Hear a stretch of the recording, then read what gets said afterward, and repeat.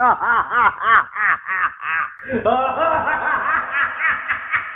भाई मोहन, तुम्हें पता चला कल रात को चुड़ैल पीपल के पेड़ के पास रहने वाले सुरेश को अपने साथ उठाकर ले गई है। हाँ भाई घसीटा, मुझे भी सुबह ही पता चला इसके बारे में। अरे भाई, मैंने तो अपने दरवाजे पर चुड़ैल कल आना लिख दिया है। अगर चुड़ैल आएगी तो वह यह पढ़कर चली जाएगी। लेकिन भाई घसीटा, तुझे कैसे पता कि चुड़ैल को हिंदी पढ़नी आती है? अगर चुड़ैल पढ़ी लिखी नहीं हुई तो फिर वह कैसे पढ़ेगी? अरे भाई मोहन, यहाँ डर के मारे हालत खराब है और तुम्हें मजाक करने की सोच रही है। बात तो तुम सही कह रहे हो भाई, रात होते ही डर के मारे हालत खराब हो जाती है। लेकिन भाई घसीटा, एक बात समझ नहीं आई। सुरेश ने भी तो अपने घर के आगे चुड़ैल कल आना लिखा हुआ था, तो फिर वह चुड़ैल उसे घर से कैसे उठा के ले गई? भाई तुम्हें नहीं पता क्या, किसी ने चुड़ैल कल आना को काटकर चुड़ैल आज आना लिख दिया था। भाई मुझे तो लगता है ये जरूर ही कालिया का काम है, उसने अपनी जान बचाने के लिए ऐसा किया होगा। अच्छा चलो, शाम होने वाली है, अब हम अपने घर चलते हैं, कहीं अंधेरा ना हो जाए। फिर वे अपने घर की ओर चल देते हैं। रात होने पर कालिया, जरा देखो तो रात हुई या नहीं। अंधेरा तो हो गया है। चुड़ैल कल आने वाला आइडिया तो सबको पता चल गया है। अगर सभी अपने दरवाजे पर चुड़ैल कल आना लिख देंगे तो चुड़ैल समझ जाएगी कि ये सब गांव वाले मुझे मिलकर बेवकूफ बना रहे हैं। मुझे अपनी जान बचाने के लिए किसी न किसी के दरवाजे पर जाकर चुड़ैल कल आना को चुड़ैल आज आना करना पड़ेगा, नहीं तो क्या पता कहीं आज मेरा नंबर ही ना लग जाए। फिर वह दबे पांव आता है और पड़ोस के घर के दरवाजे पर जाकर चुड़ैल आज आना लिख देता है और भागकर अपने घर में आ जाता है। फिर वह चुपके से अपने दरवाजे से बाहर की ओर देखने लगता है। फिर कुछ देर इंतजार करने के बाद उसे एक चुड़ैल दिखाई देती है। वह बहुत डरावनी होती है। कालिया उसे देखकर डर जाता है। वह एक घर के दरवाजे पर जाती है। वहां लिखा होता है चुड़ैल आ जाना। वह उस घर में घुस जाती है और वहां सो रहे आदमी को उठाकर ले जाती है। अरे मर गया रे, कोई तो मुझे बचाओ, कोई तो मुझे इस चुड़ैल से बचाओ, ये मुझे ले जाकर खा जाएगी। सब गांव वाले उस आदमी की चीखें सुनते हैं, लेकिन कोई भी डर के मारे उसे बचाने के लिए बाहर नहीं आता और चुड़ैल उसे उठाकर अपने साथ ले जाती है। अरे वाह, मेरी जान आज भी बच गई। मेरी तरकीब तो काम कर रही है। फिर अगले दिन सुबह होने पर, अरे भाई घसीटा राम, तुम्हें पता चला कल रात फिर से चुड़ैल एक आदमी को उठाकर ले गई। भाई ऐसा ही चलता रहा तो एक दिन पूरे गांव के आदमी गायब हो जाएंगे। हमें जल्द ही कुछ ना कुछ करना पड़ेगा। तुम सही कह रहे हो भाई, मैं जानता हूँ इस सब के पीछे कालिया का हाथ है। हमें उसे सबक सिखाना ही पड़ेगा। फिर रात होने पर,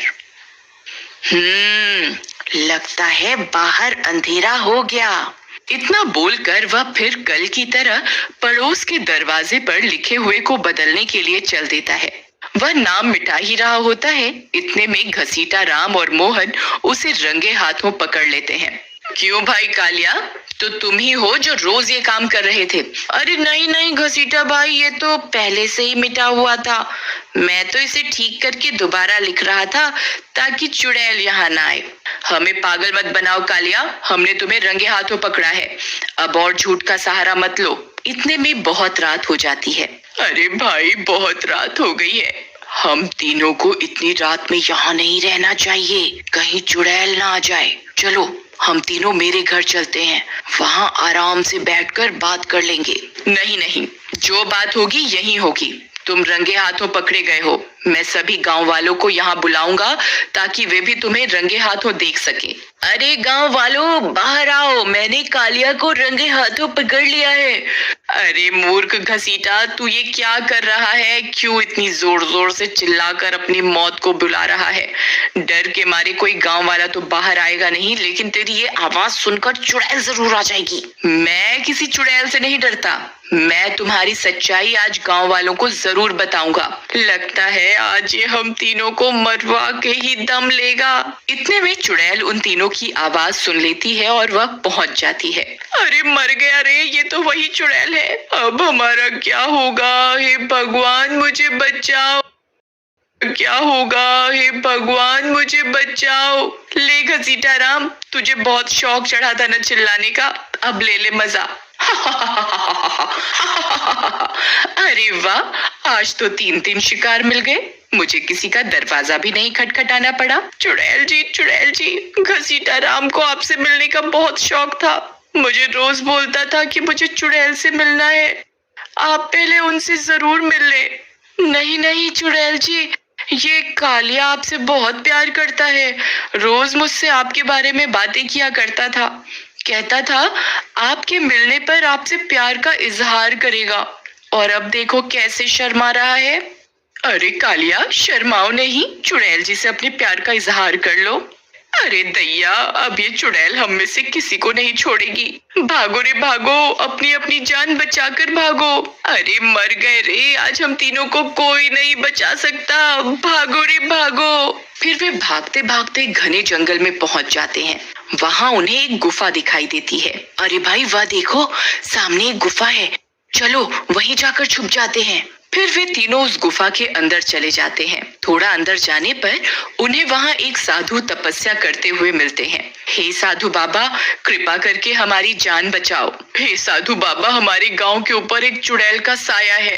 रात होते ही वह चुड़ैल हमारे गांव में आती है और रोज एक आदमी को उठाकर अपने साथ ले जाती है।